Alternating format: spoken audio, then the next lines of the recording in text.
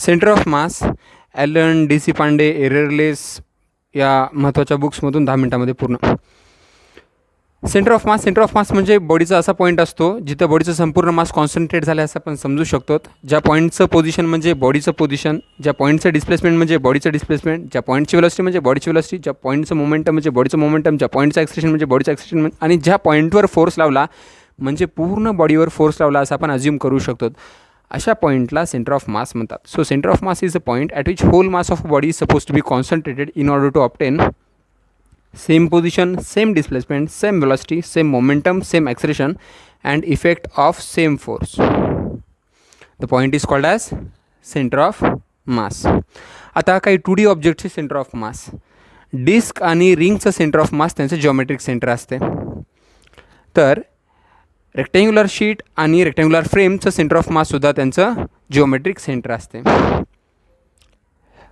पण जर एखादं स्केलन किंवा एखादं ट्रायंगल असेल तर ट्रायंगलच्या मेडियन्सचं पॉईंट ऑफ इंटरसेक्शन म्हणजे त्या ट्रायंगलचं किंवा ट्रायंग्युलर शीटचं सेंटर ऑफ मास असते. आणि एक इम्पॉर्टंट गोष्ट म्हणजे एखाद्या ट्रायंगलची जी साईड सगळ्यात लांब असते त्या साईडच्या अपोजिट व्हर्टेक्सपासून सेंटर ऑफ मास सगळ्यात जवळ येतो आणि जी साईड सगळ्यात छोटी असते त्या साईडच्या अपोजिट व्हर्टेक्सपासून सेंटर ऑफ मास सगळ्यात दूर येतो. जर आपल्याला सेमी सर्क्युलर डिस्क किंवा सेमी सर्क्युलर रिंग दिली असेल तर त्याचे सेंटर ऑफ मास लक्षात ठेवणं इम्पॉर्टंट आहे. ओके, ते असतात 4/3πr आणि 2/πr. नेहमी लक्षात ठेवा, सेमी सर्क्युलर डिस्कचं सेंटर ऑफ मास 4/3πr येतं आणि सेमी सर्क्युलर रिंगचं सेंटर ऑफ मास 2/πr येतं. फ्लॅट सरफेसपासून सेमी सर्क्युलर डिस्क आणि सेमी सर्क्युलर रिंगचं सेंटर ऑफ मास 4/3πr आणि 2/πr येतं. यानंतर centre of mass of 3D objects. 3D ऑब्जेक्टचं सेंटर ऑफ मास जर आपल्याला काढायचं असेल तर त्याच्यामध्ये सगळ्यात पहिला आहे सॉलिड स्पिअर आणि हॉलो स्पिअर. सॉलिड स्पिअर आणि हॉलो स्पिअरचं सेंटर ऑफ मास त्यांचं जिओमेट्रिक सेंटर येतं. तर बॉक्स किंवा क्युबॉइडचं सेंटर ऑफ मास, बॉक्स किंवा क्युबॉइडचं सेंटर ऑफ मास म्हणजे त्याच्या डायगोनलचं पॉईंट ऑफ इंटरसेक्शन येतं. तर थोडे डिफिकल्ट शेप्स म्हणजे सॉलिड कोन आणि हॉलो कोन. सॉलिड कोनची जी हाईट आहे त्या हाईटचे 4 तुकडे करायचे आणि फ्लॅट सरफेसपासून एक तुकडा घ्यायचा. सो सॉलिड कोनचं सेंटर ऑफ मास बेसपासून h/4 येतं. तर हॉलो कोनचं सेंटर ऑफ मास काढण्यासाठी हॉलो कोनच्या हाईटचे 3 तुकडे करायचे आणि खालून एक तुकडा घ्यायचा. म्हणून हॉलो कोनचं सेंटर ऑफ मास बेसपासून h/3 येतं. जर आपल्याला सॉलिड स्पिअरचं हाफ करायचं असेल म्हणजे हेमी सॉलिड स्पिअरचं सेंटर ऑफ मास काढायचं असेल, फॉर एक्झाम्पल कापलेलं लिंबू, तर फ्लॅट सरफेसपासून तिसरा तुकडा करायचा. टोटल 8 तुकडे करायचे, रेडियसचे 8 तुकडे करायचे आणि 8 तुकड्यांपैकी फ्लॅट सरफेसपासून 3 तुकडे घ्यायचे आणि आन्सर येऊन जातं centre of mass of a solid hemisphere. सॉलिड हेमिस्पियरचं सेंटर ऑफ मास 3/8r येतं फ्लॅट सरफेसपासून. जर कर्ड सरफेसपासून जर कोणी विचारलं तर 5/8r. आणि जर आपल्याला हॉलो हेमिस्पियरचं सेंटर ऑफ मास काढायचं असेल तर ते सगळ्यात सिम्पल आहे, रेडियस हाफ करून टाकायचं सरळ सरळ. मग फ्लॅट सरफेसपासून घ्या किंवा कर्ड सरफेसपासून घ्या. Centre of mass of a hollow hemisphere is r/2. तर सॉलिड सिलेंडर असू द्या किंवा हॉलो सिलेंडर असू द्या, दोन्ही सिलेंडरचं सेंटर ऑफ मास h/2 येतं. फ्लॅट सरफेसपासून h/2 आणि त्या लाईनवर जे लाईन दोन्ही सर्क्युलर फेसेसच्या सेंटरला जोडते. जर आपल्याला 2 पॉईंट मासेस दिले असतील m1 आणि m2 तर त्यांचं सेंटर ऑफ मास त्या दोघांना जोडणाऱ्या लाईनवर येतं मोठ्याच्या साईडनं. नेहमी लक्षात ठेवा, जो मास मोठा असेल सेंटर ऑफ मास त्याच्या जवळ येतो. जो मास मोठा असेल सेंटर ऑफ मास त्याच्या जवळ येतो. Suppose m1 is greater than m2 then centre of mass m1 आणि m2ला जोडणाऱ्या लाईनवर m1च्या साईडनं येतो. जर m1 आणि m2 या दोन मासेसच्या मध्ये डिस्टन्स r असेल तर सेंटर ऑफ मास काढा म्हणून आपल्याला विचारतात. तर सेंटर ऑफ मास कधीही मोठ्याच्या बाजूने असतो एक्स एवढ्या डिस्टन्सवर. नेहमी लक्षात ठेवा, more the mass closer the centre of mass. जेवढं मोठं मास असेल तेवढं कमी डिस्टन्स असेल. म्हणून M1 वर लिहिलं तर M1 पासूनचं सेंटर ऑफ मास डिस्टन्स खाली लिहायचं, आणि M2 जर खाली लिहिलं तर M2 पासूनचं सेंटर ऑफ मास डिस्टन्स वर लिहायचं. M1 पासून centre of mass distance x consider केलं तर M2 पासूनचं centre of mass distance r-x असते. म्हणून M1 वर लिहिलं तर x खाली येतं, आणि M2 खाली लिहिलं तर r-x वर येतं. आपल्याला कोणी म्हटलं की जर आपण M1ला D एवढं पुढे नेलं तर M2ला किती पुढे न्यावं लागेल जेणेकरून सेंटर ऑफ मास स्वतःचं पोझिशन चेंज करणार नाही. तर सेम M1 जर वर लिहिलं तर M1चं डिस्टन्स डिनॉमिनेटरमध्ये लिहायचं. M2 जर खाली लिहिलं तर M2चं डिस्टन्स न्यूमरेटरमध्ये लिहायचं. म्हणजे M1/M2 इज इक्वल टू M2चं डिस्टन्स डिवाइड बाय M1चं distance.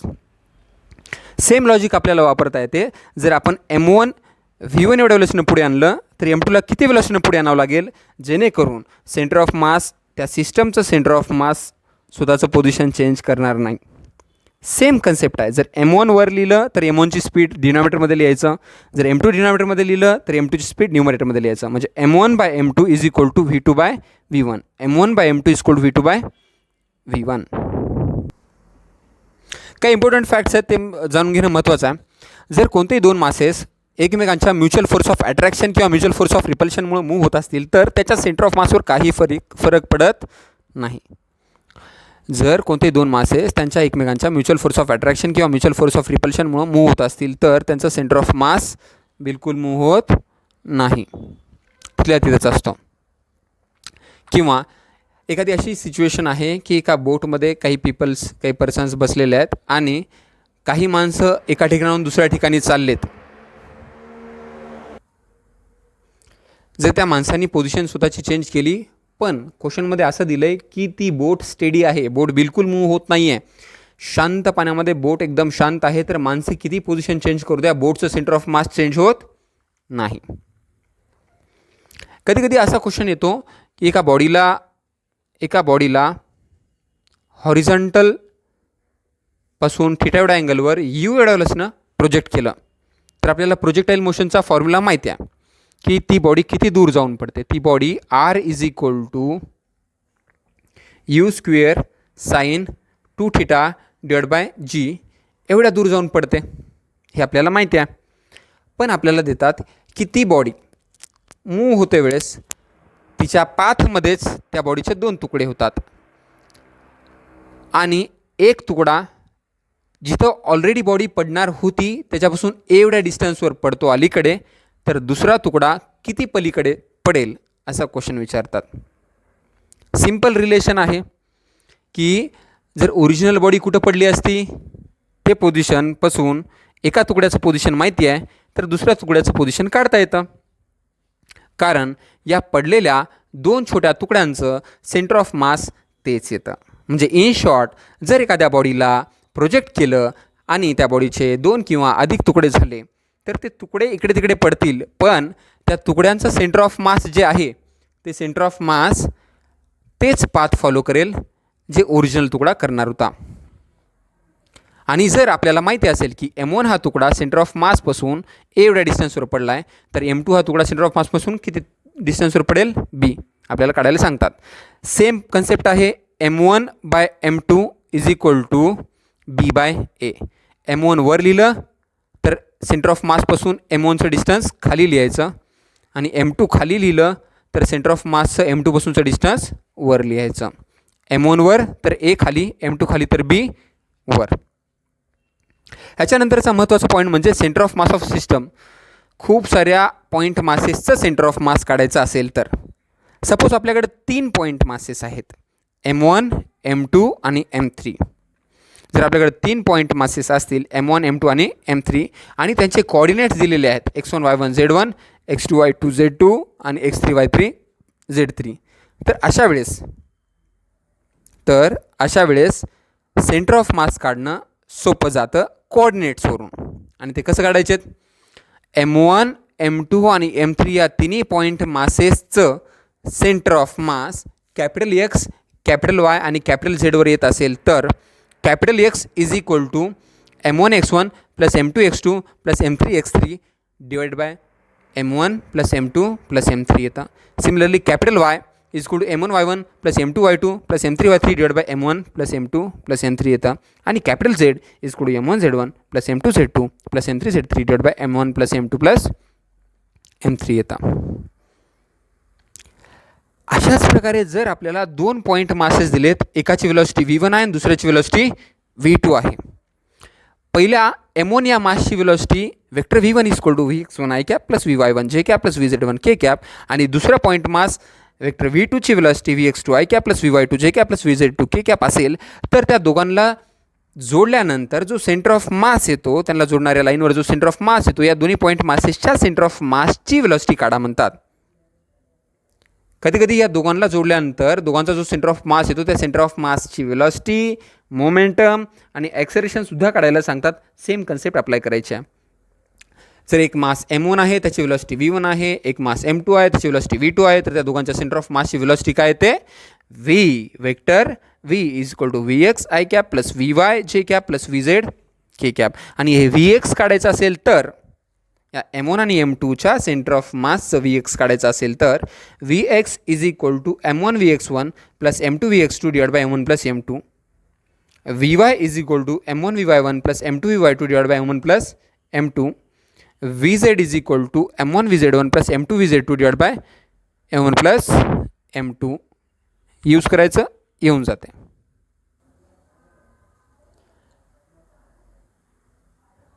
Acceleration of centre of mass of system. तर आपल्याला 2 मासेस दिलेत M1 आणि M2. M1चं ॲक्सेलरेशन A1 आहे आणि M2चं ॲक्सेलरेशन A2 आहे. असं असेल तर त्या सिस्टमचं जे ॲक्सेलरेशन असते ते सिस्टमचं ॲक्सेलरेशन काय असते? Vector A is equal to AX i cap plus AY j cap plus AZ k cap. आणि हे जे AX i कॅप आहे त्यातलं जे AX काढायचं असेल तर सेम कन्सेप्ट यूज करायची. AX is equal to M1 AX1 plus M2 AX2 divide by M1 plus M2. AY is equal to M1 AY1 plus M2 AY2 divide by M1 plus M2. AZ is equal to M1 AZ1 plus M2 AZ2 divide by M1 plus M2. आणि एकदाचं centre of मासचं आपल्याला acceleration कळालं की आपण कायनॅमॅटिकल equations लावायला मोकळे होऊ शकतो. म्हणजे V is equal to U plus AT हे acceleration of centre of mass use करायचं. S is equal to UT plus half AT square इथं acceleration of centre of mass use करायचं. S is equal to VT minus half AT square इथं acceleration of centre of mass use करायचं. V square is equal to U square plus 2AS इथं सुद्धा acceleration of centre of mass use करायचं.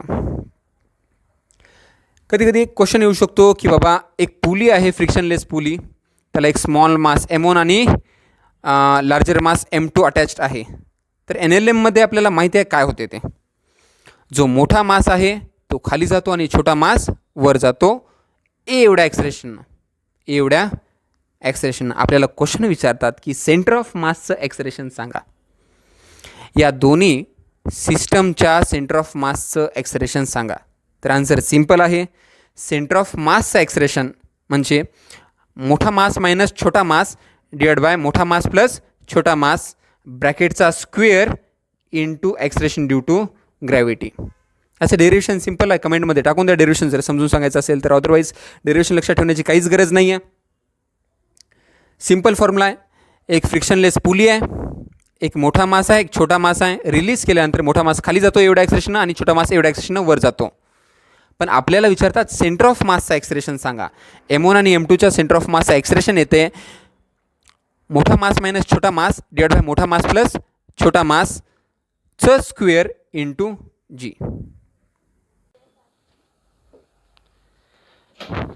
Shift of centre of mass. जर capital R एवढ्या रेडियसच्या चपातीतून small R एवढ्या रेडियसची जर पुरी काढून टाकली तर जे ओरिजिनल सेंटर ऑफ मास होतं ते थोडंसं लेफ्टला जाते. सिमिलरली कॅपिटल आर एवढ्या रेडियसच्या लड्डूतून स्मॉल आर एवढ्या रेडियस छोटं लड्डू जर काढून टाकलं जे ओरिजिनल सेंटर ऑफ मास होतं ते थोडंसं लेफ्टला जाते. तर ते सेंटर ऑफ मास किती लेफ्टला शिफ्ट होते हे काढण्यासाठी एक इम्पॉर्टंट फॉर्म्युला आहे. जर समजा आपण चपातीतून पुरी काढून टाकल्या म्हणजे एका डिस्कमधून दुसरी डिस्क काढून टाकल्या तर shift in a centre of mass towards left is X is equal to capital R minus small R divide by capital R square by small R square minus 1. तर डिस्कमधून डिस्क काढण्याऐवजी जर आपण स्पेअरमधून स्पेअर काढायला म्हणजे लड्डूतून लड्डू काढायला तर या R square capital R square by small R स्क्वेअरच्या जागी क्यूबनं रिप्लेस करायचं बस. म्हणजे जर आपण कॅपिटल आर एवढ्या रेडियसच्या लड्डूतून स्मॉल आर एवढ्या रेडियसचा लड्डू काढून गेल्या किंवा कॅपिटल आर एवढ्या स्पेअरमधून स्मॉल आर एवढ्या रेडियसच्या स्पेअर काढून गेल्या तर shift in a centre of mass X is equal to capital R minus small R divide by capital R cube by small R cube minus 1. आणि आता कंटिन्युअस मास डिस्ट्रीब्युशनचे numericals 2-3 पाहून घ्या. ॲलनच्या शीटमध्ये आहेत तेव्हाच हे समजून जाते. अदरवाईज फॉर्म्युला लक्षात ठेवायचं असतील तर X is could integration of D M into X divide by integration of D M, Y is could integration of D M into Y divide by integration of D M, Z is could integration of D M into Z divide by integration of D M. जर एखादं wire असेल तर एक्सच काढायला सांगतात, जर sheet असेल तर x आणि वाय काढायला सांगतात आणि जर एखादं व्हॉल्यूम असेल तर एक्स वाय आणि झेड काढायला सांगतात. डन.